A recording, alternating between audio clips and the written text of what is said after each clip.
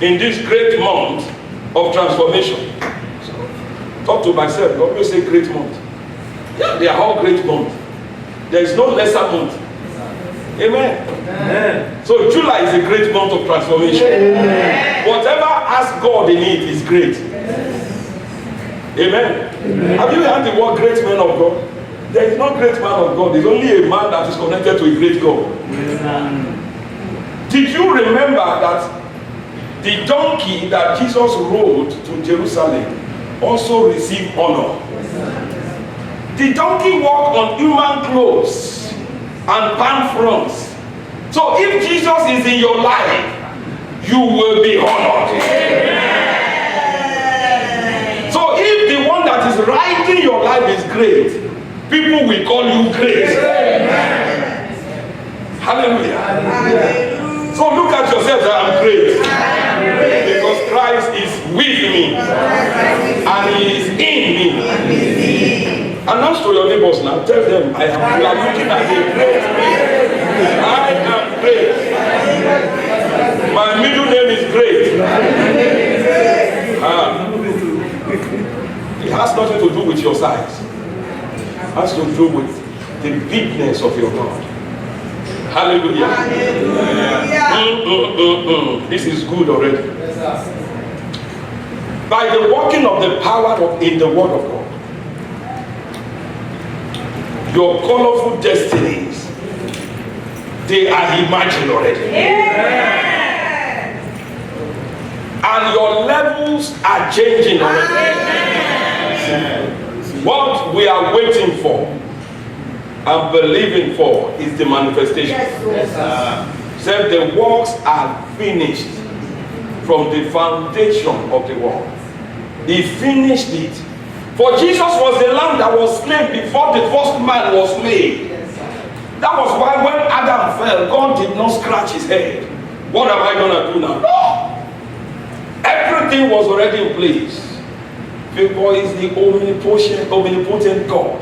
Omniscient. He knows the end from the beginning. All powerful. All knowing. So immediately he appeared on the scene. He said, the seed is coming, Satan. He's coming. You can't win. And he's going to bruise your head. There was no assembly in heaven to say, okay, Jesus, Holy Ghost, what do we do? Man has fallen. What are we going to do? No. The plan came into being immediately. So, no matter how low you have descended, the power and the way to lift you up was already perfected before you were born. So rejoice. For I have not created you to go down. I made you in my image and I made you with authority to reign over my beings on this earth. Says the Spirit of majesty. Hallelujah. Hallelujah. Hallelujah. Hallelujah. I came out of my spirit. Thank you, Lord. Thank you, Lord. We set the objectives for this month. And by the grace of God, next Sunday, we will take the fullness of this message. Because we're rounding out the month. We set out 6 objectives to pursue in this study of transformation. We said, what does it mean to be transformed? Then, what is the goal? To what end should I be transformed? What is the goal? What's the purpose? Why can't I remain as I am? What must I do to experience transformation? There's always something for you to do. So the study will be incomplete if you don't know your path. What are the functions of my mind with regard to transformation? Because the Bible says renew your mind. What is the mind designed for by God? How do I exercise my mind for mental excellence? To be a solution provider. How do I do that? How do I get to that platform? What are the obstacles to my manifestation as Jesus to my world? What are the manifestations to mental excellence? What are the things that can hinder me? And I'm trusting God that by the time we are done, you will pursue the giants. Amen. And you will bring them down. Amen. And like David was taken, nobody knew David before. But when he cut off the head of Goliath with his head, I could see him in my spirit, holding the head of the giant with blood dripping, with a wide look on his eyes, running all over the field. The king sent up and said, go take that young man, bring him. The Bible said, and they took David and brought him before the king. And he said, whose son are you? Whose son are you? And from that day, David he became the commander of the army without military training. This week, I see you holding the head of your giant. And when you hold the head of the giant, they will notice you. Hallelujah. Hallelujah. Hallelujah. Hallelujah. You have stayed in the back bench too long. It's time for this world to hear your voice. There is a treasure inside you. You are not an empty vessel. If not, the devil won't be pursuing you. And that treasure will be manifested. You need to look at yourself. Know there is something you carry that no other human being carries. You are unique. You are the masterpiece, like we were told last Sunday. And you are made for what? Made for more. That more is not for heaven, it's for this earth. You will exhibit those more here. In the name of Jesus. I am made for more, not only women. Me, I am made for more. Now let's read our foundational scripture. Romans chapter 12. I will stop very soon so that we can dance. I will not be preaching much today. I thought somebody would be happy.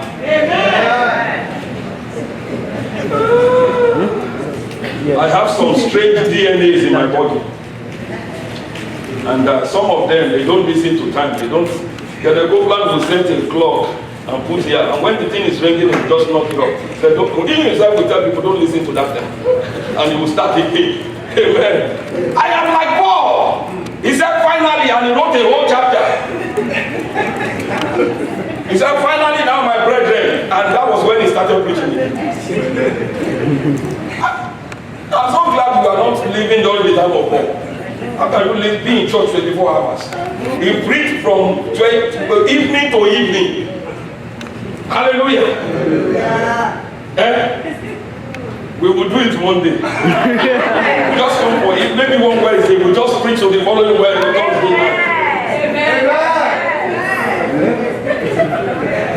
So you now you are understanding me. And I told the leaders yesterday, I'm working on time. I'm gonna keep to time. I told myself and I told John this morning, John, I'm gonna keep to time. I'm trying to find my chapter now. Now I'm rushing. I need to keep to time. I need to keep to time. Because I gave people my word. So y'all pray for me. You'll find Romans chapter 12. Hallelujah. That's why some of you like it when Pastor Dario is preaching.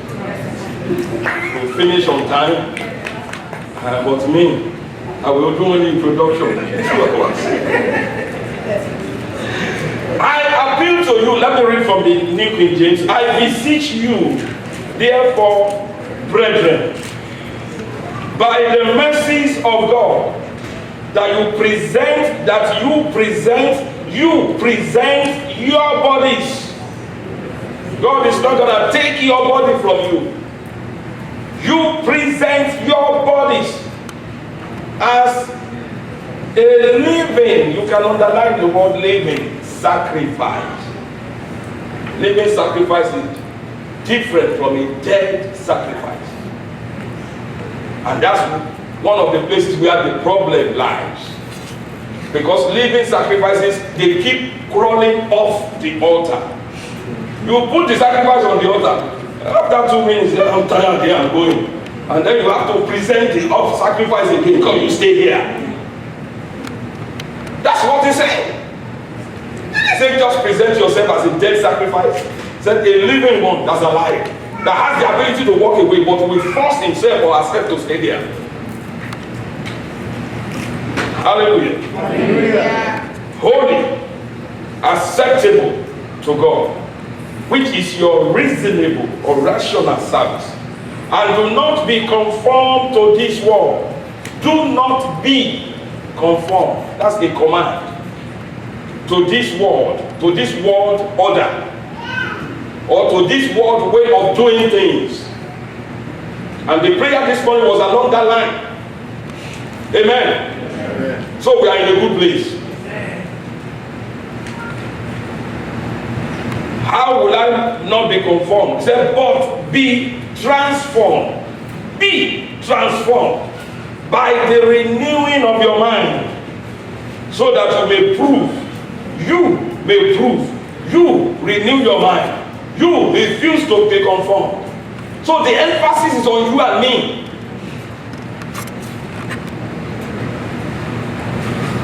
So that we may prove what is that good and acceptable and the perfect will of God for your life. Let me read it from the Amplified Classic. I appeal to you, therefore, brethren, and beg of you, in view of all the mercies of God that has been released for us, to make a decisive dedication of your bodies. A decisive, that's a decision of no return. That you make a choice to live for Christ. You make a choice to be in church. Presenting all your members and all your thinking faculties as a living sacrifice, holy and well-pleasing to God, which is your reasonable, intelligent and rational service, and your spiritual worship. When I offer myself to God, I am offering worship to Him.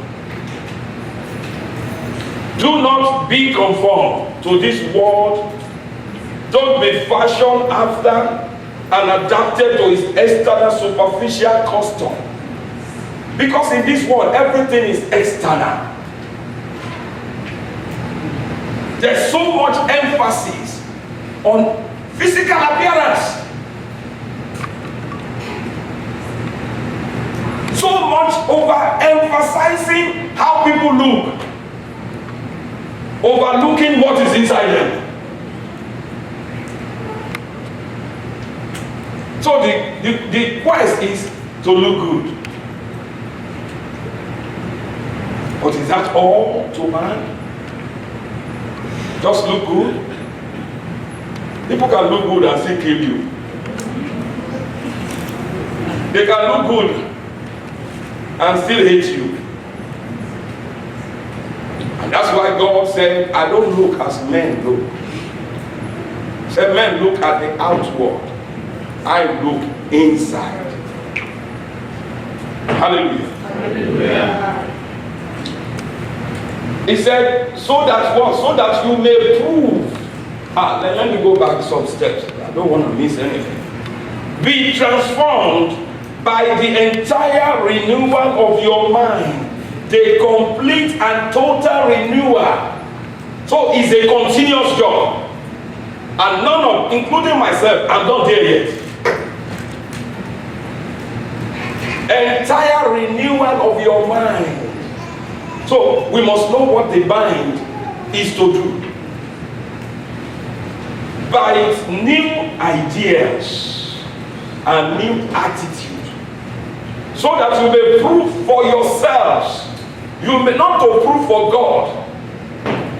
You may prove for yourselves what is the good, acceptable, and perfect will of God. Even the things which is good, the thing which is good and acceptable and perfect in God's sight for you. Hallelujah. Hallelujah. 2 Sundays ago, when I had the privilege to talk about this, what a marvelous job Pastor Lola did last Sunday. It was an awesome job. Hallelujah. Hallelujah. Hallelujah. I said the word transformed is the Greek word metamorpho. That's the Greek word. I may not have called it right because I'm not a Greek scholar. But just flow with me. You understand? Somebody said idea is needed. Amen. And it literally means to change into another form. In other words, God is saying you need to change into another form. Now that you are saved. And it is from this word that we get the English word metamorphosis. And many of us will relate with that. Talking about the butterfly. The process of a butterfly becoming a butterfly. Without going into too much biology, you know there will be a stage that is called the caterpillar. Not the one that removes heart. When I first heard of caterpillar, I said, wow. How can a big caterpillar turn to a little butterfly? Amen. But that's not the caterpillar the Bible, the science talks about. So when it's in the caterpillar stage, it don't look anything like a butterfly. You can't see it, it looks like a maggot. A overgrown maggot. But give it some time. And the process of life and the beautiful butterfly with all those adoring, amazing colors will emerge. Inside you is a butterfly. By God's design, you are meant to be, you see, can I say this and step on some theology? You are meant to be Jesus to this world. But you didn't start off as Jesus. But the process is to make you Jesus to this world. That is what this is about.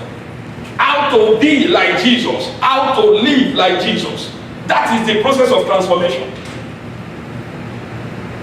Hallelujah. Hallelujah. In the New Testament, this same word is used to describe what happened to Jesus in Matthew chapter 17, verses 1 to 2. To Jesus on what is called the Mount of Transfiguration. The word transfiguration is the same Greek word called transformation in Romans chapter 12. So we know what happened on the mountain of transfiguration. The Bible said on the 6th day, after 6 days, Jesus took 3 people, 3 of his disciples, Peter, James, and John, with him, and led them on the high mountain by themselves to go to climb a mountain. Any mountain climbed by here?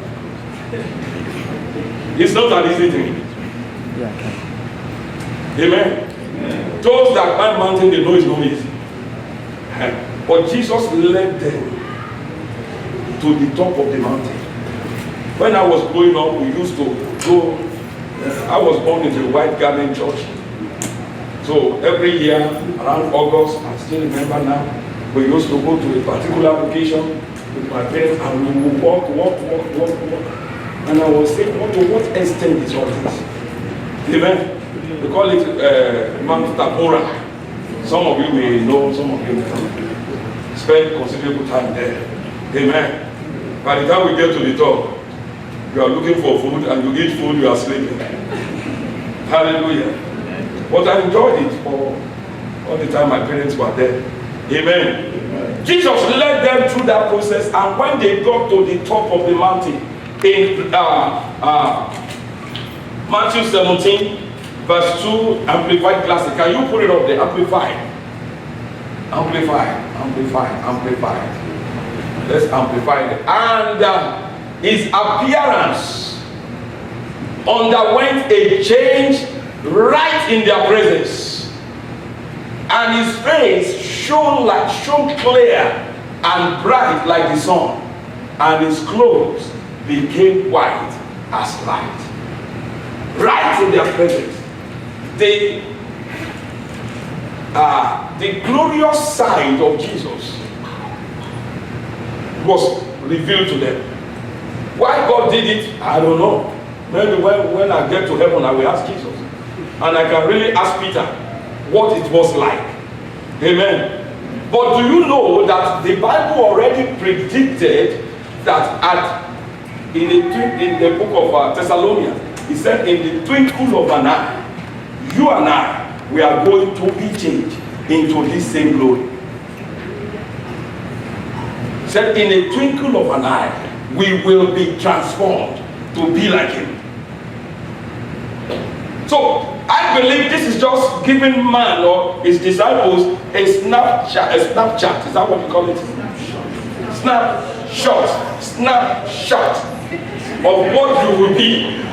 So you can take the picture and amen. Hallelujah. Thank you, all my English helpers.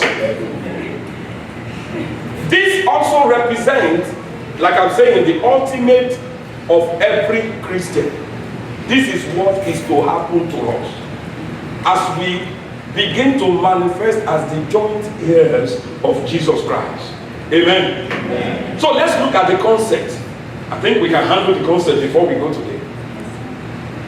The idea being commanded by the word of God is this: Christians are to undergo complete change. God saved and recreated your spirit. You are a tripartite being. That means there are three parts to you. And the most important part of you, God did something with. He recreated you. So you are not made over. You are a brand new creation, a species that never existed before. But what about the remaining two parts? My mind and my body. And that is our lifelong assignment on this side of eternity. That's why he did not take you to heaven straight off. That's why he left you here. So that you can do something with your mind and do something with your body. He has helped you by recreating your spirit. But you now need to renew your mind so that you can offer your body unto him willingly. He did not make robots. We have a choice.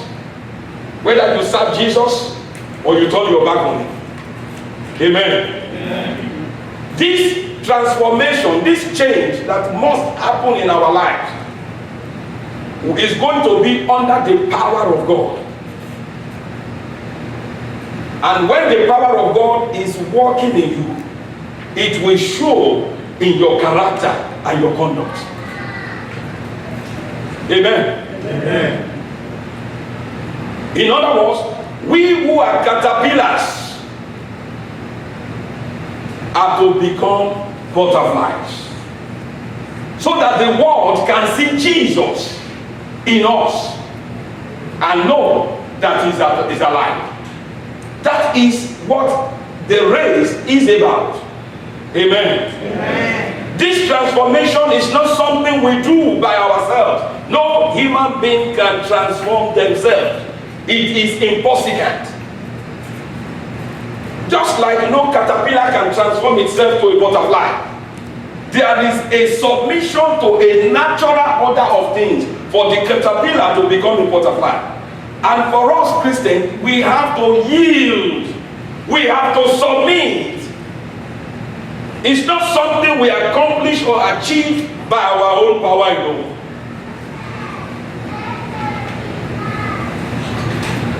Rather, we submit to God's power. And by his grace, you submit to the Holy Spirit. That's why he made that deposit in us. Every born again child, you have the Holy Spirit in you. And the more of yielding you do to the Holy Spirit determines the more of transformation that shows up in your life. God is in everybody, but God doesn't show up in everybody.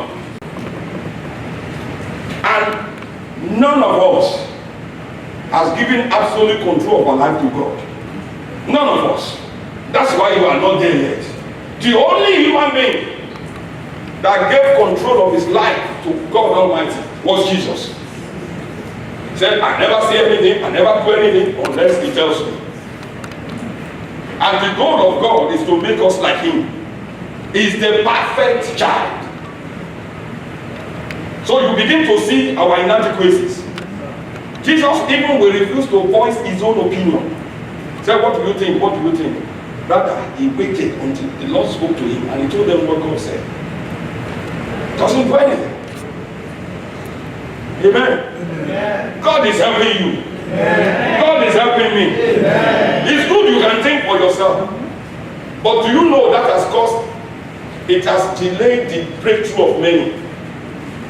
Because they will consult God last. It's when they can't make headway and say, okay, now let's pray.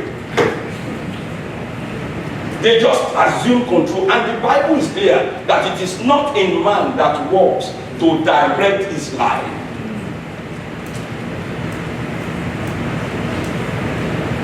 It's not in you. That was not the purpose of your mind, to live outside of God.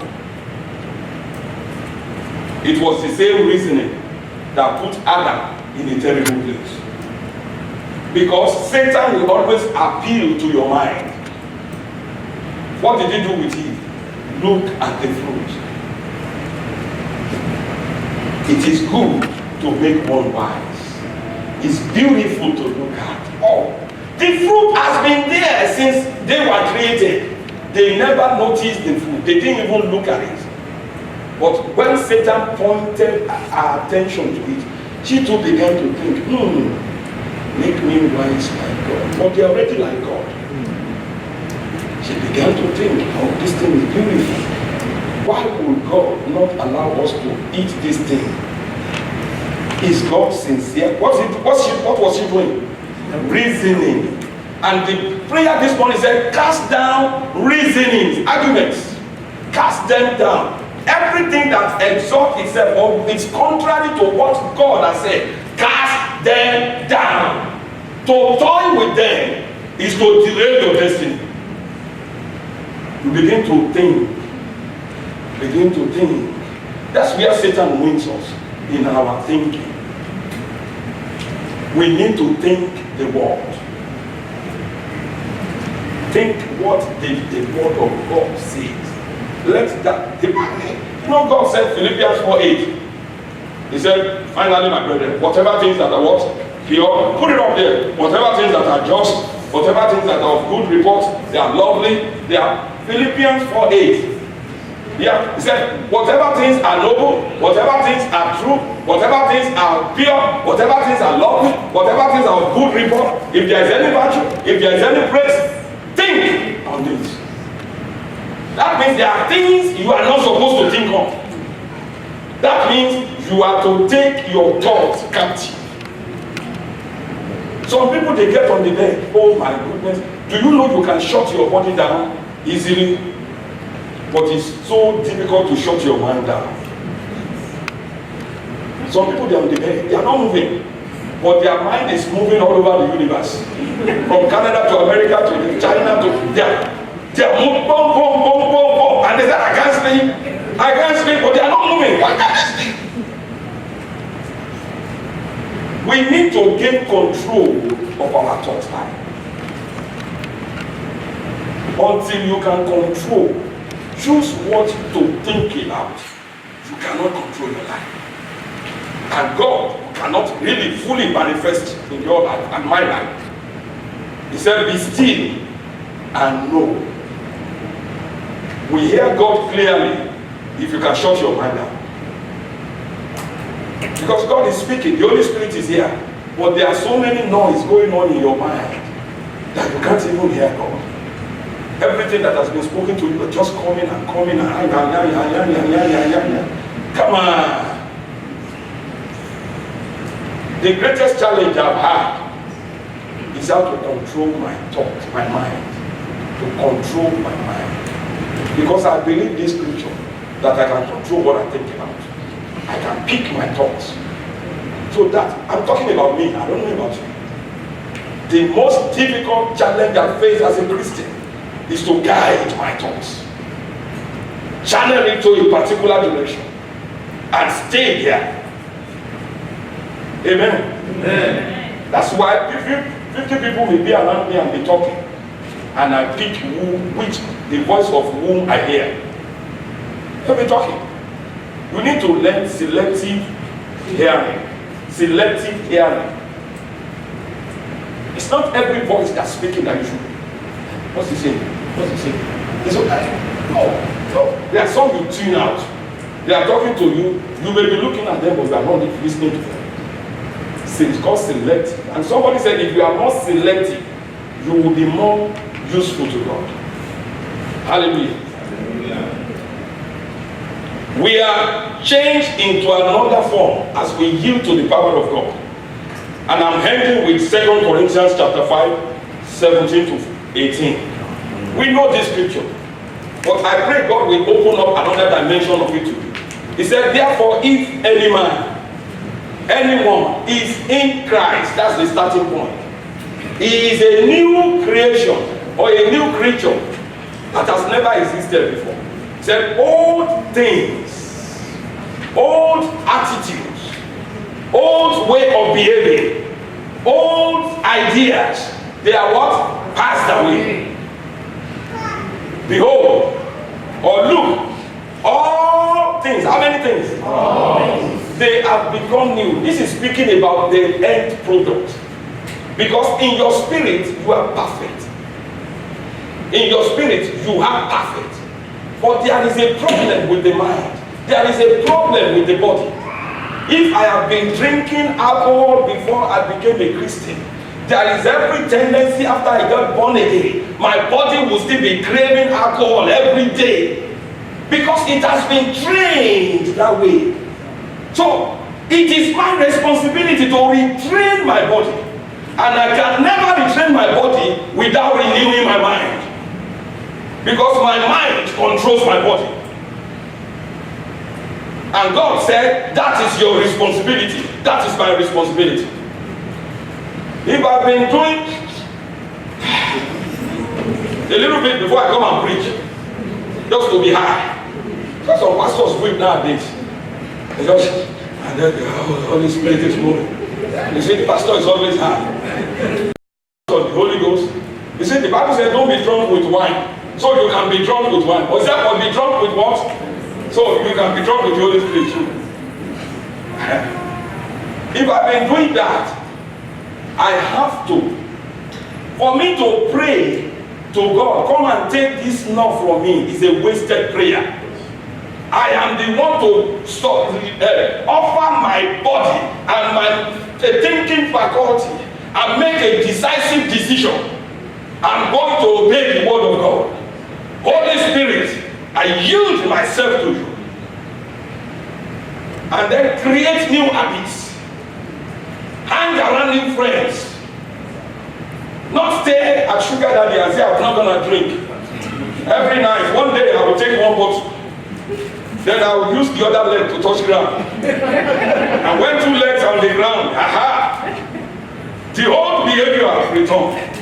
That is why some Christians fail. Not that they don't love God, but they don't understand the process of renewing the mind. He said new ideas and new attitude. New ideas. It is madness to keep doing the same thing and expect a different result. Yes, it is the height of insanity. If I want a different result, I gotta keep new company. I gotta have new habits. And that's why the Bible said when it comes to fornication and adultery, what should we do? Pray in tongues. Pray. If I stay there and I'm praying in tongues, I am putting myself in trouble. So I'm renewing my mind to the word. What did the word say when this situation happened? Be great. He said flee. To flee means the back of your leg is touching the back of your head. In other words, don't stand. Run. Run. But for me to stay there and say, Makaraba, say, Kotoria, oh, who took off my clothes? I forbid him.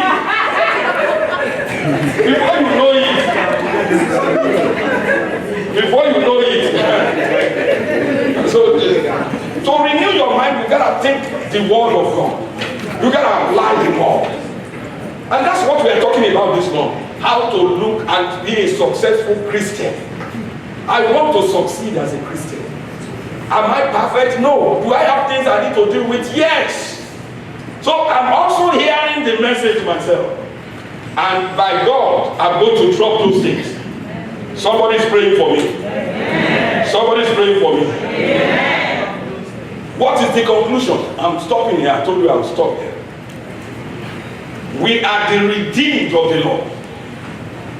We were redeemed by the word of God, the living word. And we were redeemed through the shed blood of Jesus.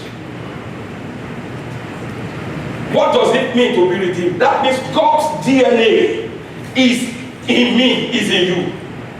His DNA is in you, in your spiritual side. Because there is a spirit side of you. The DNA, the nature of God, the seed for his character, they are in me, they are in you. According to Galatians chapter 5. The Holy Spirit, who is the power of God, is also in you. So in other words, God has given us everything we need to mirror Jesus Christ in this world. But it is now the yielding. We are destined and ordained to reflect the person of God our Father. I don't know about girls, but I see them now. I see my daughter now. I won't give you the details. I see her mimicking her mother. They are almost the same height now. They wear the same size shoe. They use the same makeup. And she doesn't even ask anymore. She just go grab those things and put them on.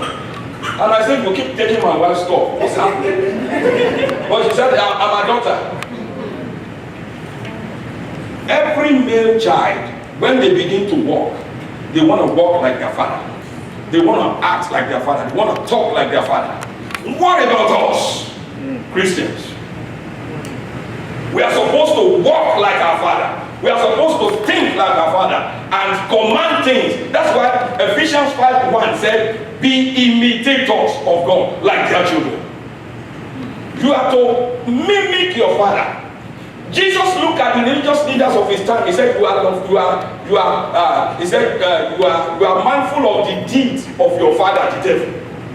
And they said, no. We are children of Abraham. He said, well, your character, your behavior shows who your father is. He said, these are the character and behavior of Satan. So he's your father. He said, if you are indeed Abraham's children, then Abraham rejoiced to see my day, and he saw it. Said, you will have received me. So your character is a reflection of who is in control of your life. And that is what we must change. Because indeed, I have come across Christians that indeed confess Jesus as Lord. I know they are born again, but I see them struggling. Why? Because many have been taught that God will just brainwash you, do everything, and then you are a brand new person. You have a part to play. You are destined, you are ordained to reflect the character, the love, the goodness, and the victory of God in this world. There can be no victory except you stand and take your place as Jesus. People will not experience the love of God. Did you hear what our sister testified? She didn't testify to praise the pastor. She testified to praise the living Jesus that's in this church. How will people know Jesus loves them? Except the Christians show love. How will people know God is good? Unless you are good to somebody. Whatever God is going to funnel to anybody, he has to use a man or a woman.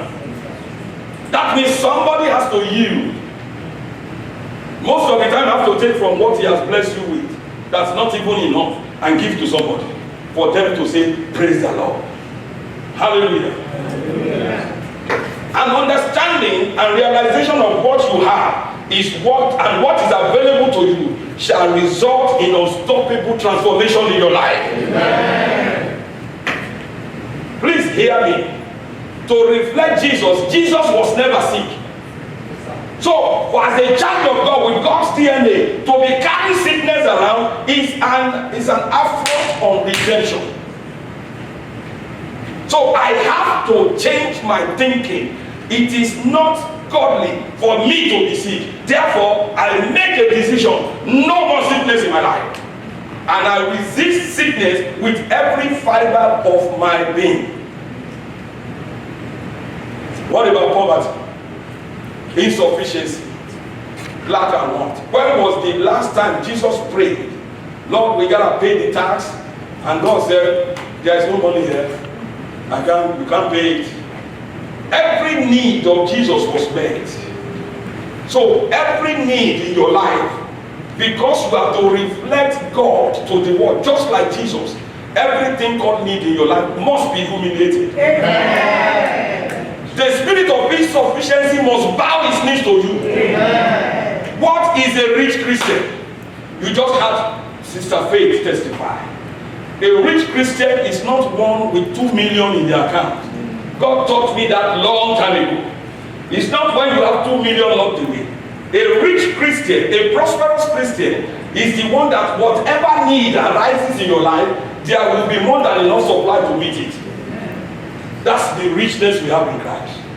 That if there is a need, many of you have heard me say, if a need of 2 million arise in my life, maybe $2 million, $1, God will bring it to humiliate that need. There is no need that should come up in your life that the supply of heaven will not meet. That is what makes you rich. It's not when you have 10 million that's lying high there. God is not a dam constructor. Just dam it there and stay. Let the money just stay there. No, it's money on a mission.